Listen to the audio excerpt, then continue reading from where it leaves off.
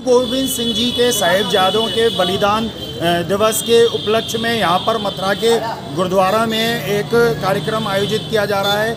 मथुरा के होली गेट स्थित श्री गुरुद्वारे में सिख पंथ के गुरु श्री गुरु गोविंद सिंह जी महाराज के चारों साहिबजादों और माता गुजर कौर जी के शहीदी दिवस के उपलक्ष्य पर 22 दिसंबर से 27 दिसंबर तक विविध कार्यक्रम आयोजित किए जा रहे हैं।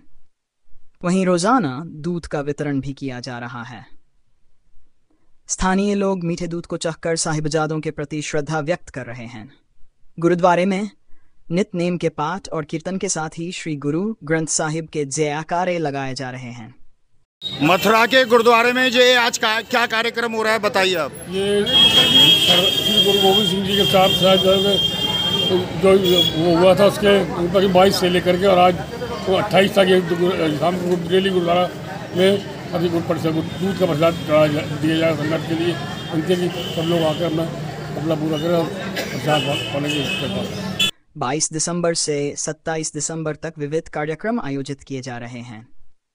वहीं रोजाना दूध का वितरण भी किया जा रहा है।